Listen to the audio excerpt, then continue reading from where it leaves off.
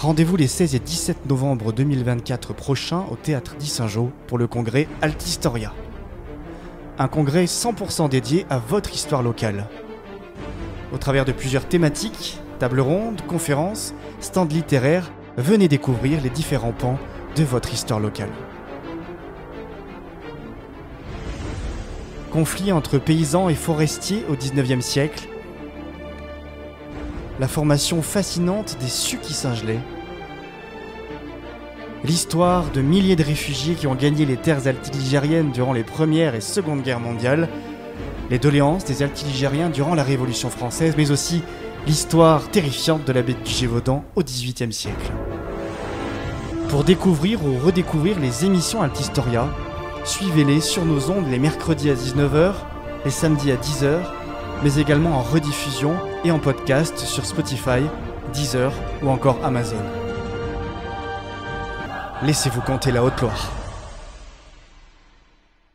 Bonjour à tous chers auditeurs, bonjour et bienvenue à Altistoria ou plus précisément à la rediffusion du congrès Altistoria, la première édition du congrès qui a eu lieu les 16 et 17 novembre 2024 au Théâtre d'Yssingeaux. Je vous laisse à présent écouter cette dernière conférence du congrès. Patrice Ray a clos l'événement avec une conférence clé: croyances populaires et légendes au sein de la Haute-Loire, Dame Blanche, loup-garou. Vous allez le voir, l'imaginaire altiligérien est assez développé et cela depuis des siècles. Je vous laisse en bonne compagnie de Patrice Ray et je vous dis à très bientôt sur les ondes d'Altistoria.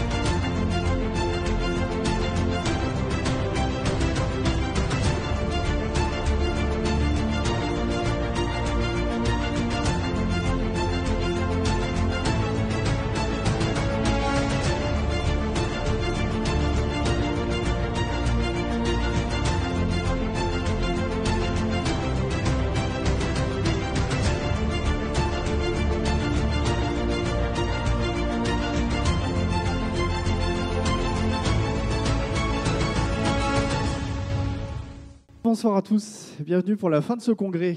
On a le plaisir d'accueillir Patrice Ray. Merci Patrice d'avoir accepté notre invitation. Patrice, il va vous emmener dans le monde des croyances populaires locales, des loups-garous de Haute-Loire, des dames blanches de Haute-Loire, j'en dis pas plus.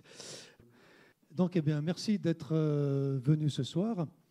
Donc, moi, je travaille au musée des croyances populaires qui est dans le château abbatial du Monastier-sur-Gazeille.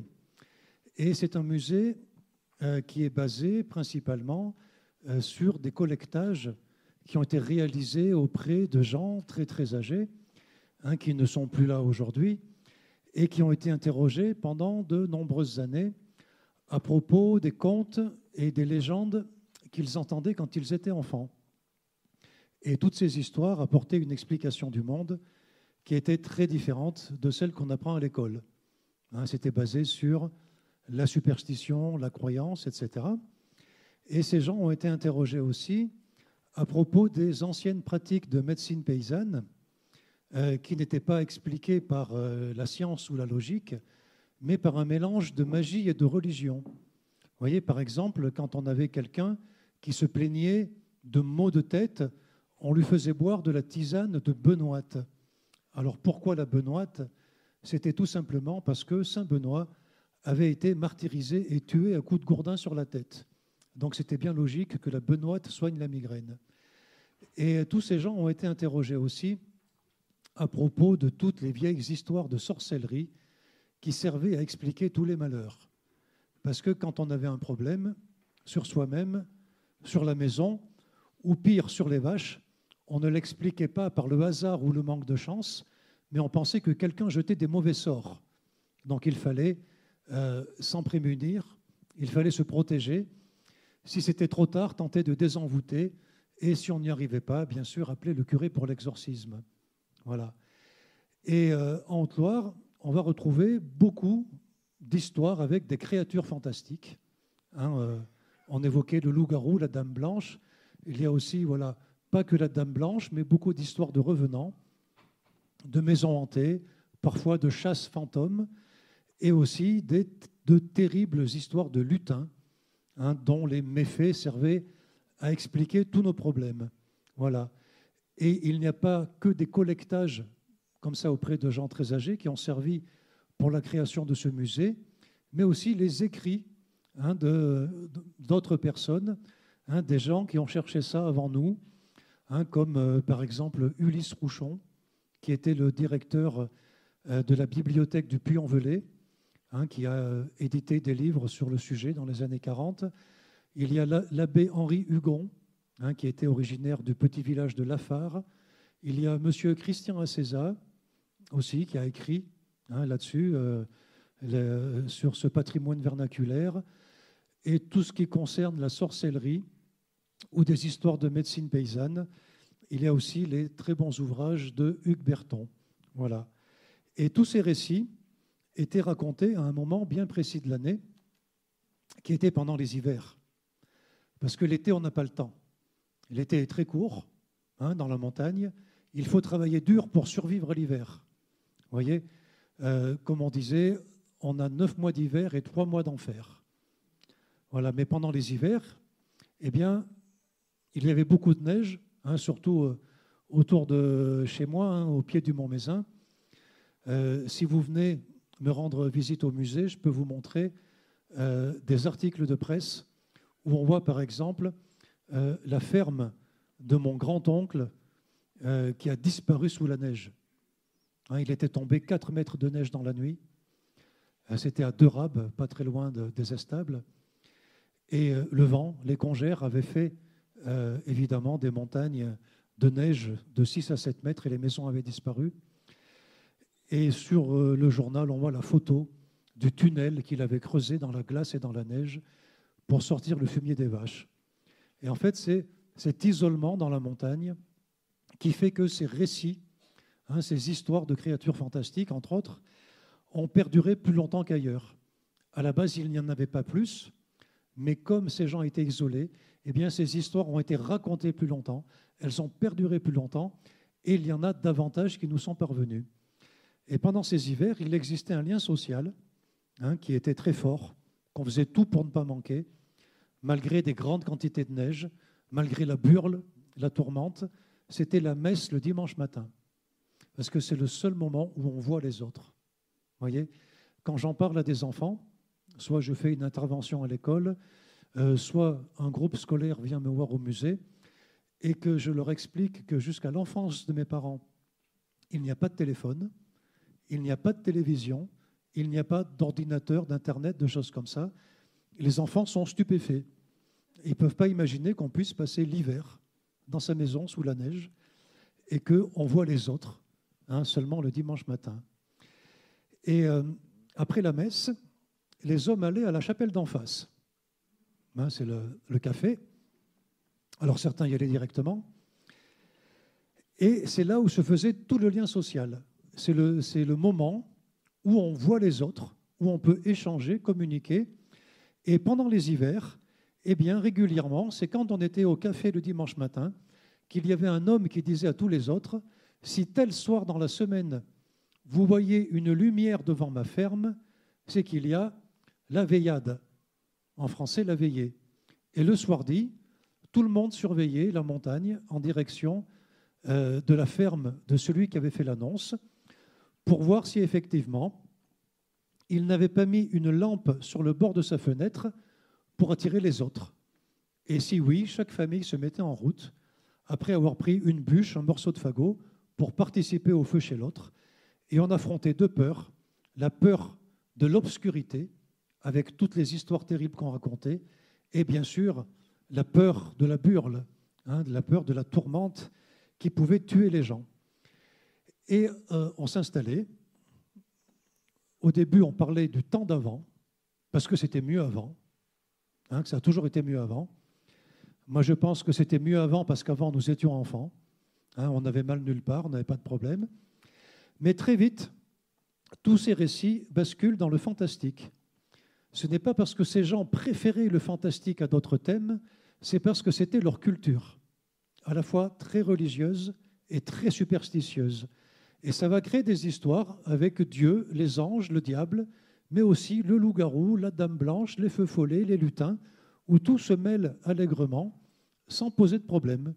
C'est une osmose entre d'anciennes superstitions païennes et une religion catholique qui est très profonde. Voilà.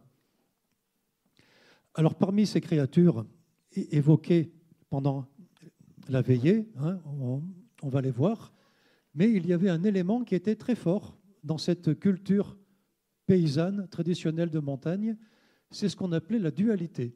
La dualité, c'était la différence absolue entre ce qui est bon et ce qui est mauvais. Et ce mélange entre d'anciennes superstitions païennes et de catholicisme faisait quelques petites différences avec ce que le curé racontait à la messe.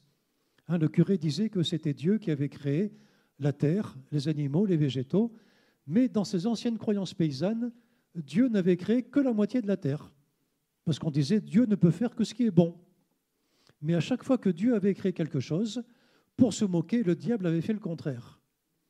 Par exemple, quand Dieu crée le chien pour garder les troupeaux, eh bien le diable crée le loup pour manger les troupeaux. Vous voyez que tout ce que crée le diable s'oppose à ce que crée Dieu. Mais le loup est tellement mauvais dans ses croyances que sitôt créé par le diable, il se retourne contre lui et lui mord violemment la jambe. C'est pour ça que le diable est boiteux. Vous voyez, comme on voit sur cette image. Alors, j'utilise des images soit de tableaux ou de personnages sculptés que j'ai réalisés moi-même pour illustrer le musée. Voilà, donc bon, j'y mets tout mon cœur. Même si je n'ai jamais appris à peindre ou à sculpter. Alors, vous avez sûrement entendu dire que les sorcières s'envolaient pour le sabbat sur leur balai, qu'elles passaient par la cheminée. Mais dans les traditions locales, si la sorcière fait ça, le sorcier, lui, s'envole au sabbat sur un loup. Que les loups étaient considérés comme des dangers absolus. Que les gens avaient peur des loups. Alors, moi, je ne sais pas si les loups attaquaient ou n'attaquaient pas réellement les personnes. Tout ce qu'on dit, c'est que dans le secteur autour du Mézin, qu'il y a eu des attaques sur des enfants jusqu'en 1901, où un loup enragé, c'est-à-dire malade, aurait attaqué 24 enfants autour de la commune de Saint-Front. Donc la peur du loup, c'est une peur qui était ancrée, qui faisait partie du quotidien des gens, et qui va créer, évidemment, tout un tas d'histoires de loups-garous. Cette peur réelle va devenir des récits dans cette veillée paysanne, avec beaucoup d'histoires de loups-garous en Haute-Loire. On a le loup-garou de Chaturange, le loup-garou de la Chaise-Dieu, le loup-garou de Dignac, le loup-garou de la Fare, le loup-garou du Montbel, le loup-garou de la Trinité, etc. Et évidemment, on en parlait tout à l'heure, de la bête du Gévaudan. Alors, dans le Massif central en général, on pense qu'un loup-garou, eh bien, il ne sort pas de nulle part.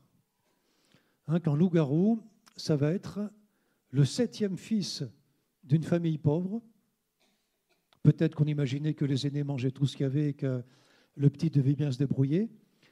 On avait peur quand on voyait naître un enfant avec une pilosité très abondante ou avec une embryon de queue au coccyx. Mais à travers le Massif central, on racontait que les loups-garous étaient régulièrement des fils de prêtres ou des fils de prêtres défroqués. Vous voyez qu'un fils de prêtre n'était pas censé exister et qu'il y avait une malédiction. Et que pour devenir un loup-garou, la personne devait se déshabiller entièrement à côté d'une fontaine. Au coucher du soleil, elle devait traverser cette fontaine, après avoir prononcé évidemment les formules appropriées, et que la transformation, la métamorphose se faisait à volonté, et que ce loup-garou pouvait courir toute la nuit pour commettre ses crimes, ses méfaits, ses déprédations, et que, au contraire, pour redevenir un homme, il devait, au lever du soleil, retraverser la fontaine dans l'autre sens, récupérer ses vêtements pour passer inaperçu. Et par contre, dans la tradition velave, vraiment, un loup-garou, c'est quelqu'un qui a accepté un cadeau du diable, quelqu'un qui a fait un pacte avec le diable, et le diable lui offre une peau de loup magique que la personne doit se mettre entièrement nue. Alors il doit sûrement y avoir aussi des formules à prononcer, des rituels à accomplir, et la personne va revêtir cette peau de loup qui va se coller à elle et lui donner la puissance, la force, la rapidité et la soi-disant sauvagerie du loup. Voilà. Donc, je vous donnerai quelques exemples de ces histoires. Et on disait que ces loups-garous, ils s'en prenaient aux jeunes femmes, comme on voit sur l'image, mais aussi aux enfants. Alors, pourquoi les loups-garous mangeaient des jeunes femmes et des enfants? Bon, à mon avis, c'est le meilleur. C'est plus tendre. Mais dans la réalité, on disait ça pour les effrayer, pour que les enfants soient sages, pour qu'ils ne fassent pas de bêtises, pour qu'ils soient obéissants. Moi, quand j'étais enfant, je gardais les moutons à l'âge de 9 ans. Et quand je ramenais les moutons le soir chez mon grand-oncle, mon oncle Tonin, il me faisait à manger, il me donnait à manger. Et pour être sûr que je finisse tout et que je ne fasse pas le difficile, il me disait « Ne lève pas le nez de ton assiette, on voit les yeux du loup-garou par la fenêtre. » Alors l'assiette, elle était propre après, vous voyez. Voilà. Alors dans ces histoires, il y a par exemple le loup-garou de Chaturange, où on disait qu'un riche propriétaire, fermier, avait un petit problème avec ces jeunes servantes qui disparaissaient. Dès qu'il embauchait une jeune servante, hop, on ne la voyait plus.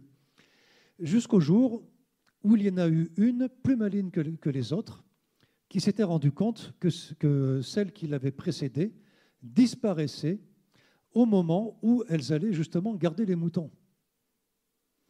Et donc, elle emmène les moutons, mais elle va dans l'arbre. Vous voyez, elle se cache dans l'arbre pour garder les moutons, et elle voit son patron, le riche propriétaire, approcher. Il se dirige vers un arbre creux. De l'intérieur de cet arbre, il sort une peau de loup. Il se sépare de ses vêtements, enfile la peau du loup, cherche la servante partout, il ne la trouve pas. Et quand la servante ramène les moutons le soir, il est un petit peu enragé. Et la servante va dire à tous les ouvriers agricoles la réalité, que le loup-garou, c'est le maître. Et pour qu'ils la croient, elle les emmène à l'endroit où il cache la peau de loup, dans l'arbre creux. Les ouvriers agricoles, les valets, prennent cette peau de loup, la mettent dans un grand feu, et certains racontent que le maître, le riche propriétaire, hurlait de douleur quand la peau brûlait, et que lui-même se serait précipité dans le feu pour essayer de la récupérer, et aurait ainsi péri.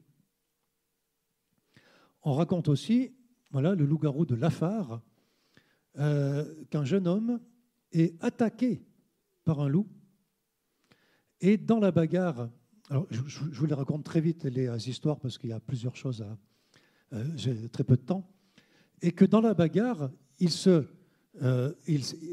attrape ce loup. Être apprécié par un public comme celui d'aujourd'hui. Alors, et à vivre aussi dans le musée des croyances du Monastier. Alors, on ne peut que vraiment s'en réjouir. Merci. Merci beaucoup. Alors c'est vrai que ce livre, Le Velay, cet ouvrage est un des, je pense, 5 ou 6 livres sources, voilà, tout en haut, dont on parle au musée des croyances populaires. Et on espère peut-être un jour une réédition. Réédition augmentée, réédition... voilà. Bon, bref, voilà. Merci. Tout d'abord, c'est très intéressant. À quoi ressemble le loup-garou? Alors, je n'ai jamais vu personnellement. Mais oui, ceux qui racontent l'histoire du loup-garou... Est-ce qu'ils font une description? Dans les histoires, à quoi ressemble le loup-garou? Alors, dans ces histoires, le loup-garou ressemble à un loup qui souvent va marcher sur ses pattes arrière. Voilà. Il n'est pas mi-homme, mi-loup, parce qu'on pensait que cette peau de loup offerte par le diable allait vraiment se coller à la personne et on voyait que les poils, quoi. Et c'est toujours de couleur noire, bien sûr. Voilà. Avec les yeux qui brillent. Hein. N'oubliez pas voilà, qu'il faut ne pas lever le nez de son assiette. Il y a les yeux du loup-garou par la fenêtre. Mais c'est vraiment l'aspect animal. On n'a pas d'histoire où on a d'hybride entre l'homme et l'animal, si vous voulez. Voilà, ça, on ne le trouve jamais.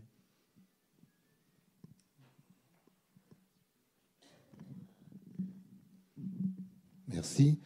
Alors, bravo Patrice déjà. Merci. Pour tes histoires. Alors, sur le loup-garou, bon, il y a bien sûr le sens que tu as donné, l'homme qui se transforme en loup, mais il ne faut pas oublier aussi que ça pouvait vouloir signifier le loup dont il fallait se garer. Oui. Dont il bien fallait, sûr, oui, oui. il fallait Oui. prendre garde.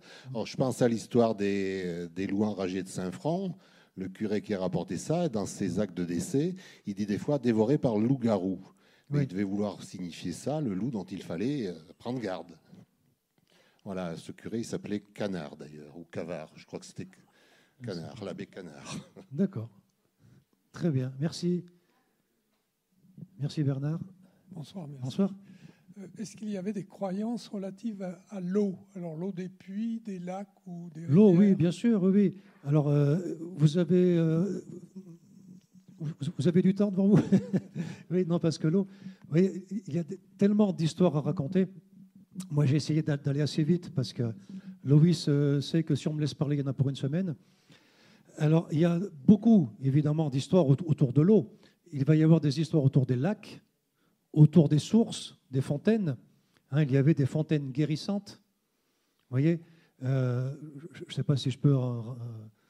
il y a par exemple la fontaine de Sainte-Reine, hein, côté sud-ouest du département, hein, vers Pradelles, où, si vous voulez, alors encore une fois, je ne suis pas historien, mais on imagine qu'à l'époque polythéiste, voilà, il y avait des petits dieux partout. On se souvient des dieux des grandes civilisations, de Rome, d'Athènes, mais on pense qu'il y avait le dieu du climat, le dieu de la récolte, mais que l'élément liquide, l'eau, était toujours associé à des figures féminines, à des petites déesses qui sont devenues les fées. Et c'est comme ça qu'on expliquait les sources guérissantes ou les sources bienfaisantes, hein, que c'était la fée. Et beaucoup de ces sources ont été christianisées. Ces fées ont été assimilées à une sainte, voyez. Et on raconte aussi que, eh bien, certaines de ces fées n'ont pas été conservées, hein, par le catholicisme, ont été oubliées. Elles sont devenues les fées noires, hein, en occitan les facineires, donc qui donnent le mot, l'appellation des sorcières. On dit que ce sont elles qui ont appris la sorcellerie aux gens après. Voyez. Et il y a des sources, par exemple la source de Montbonnet. Alors Montbonnet, ce n'est pas le bonnet qu'on met sur la tête. Un Montbonnet, ça vient de Montbélénos. Donc on suppose que cette source était considérée comme magique déjà à l'époque des Gaulois.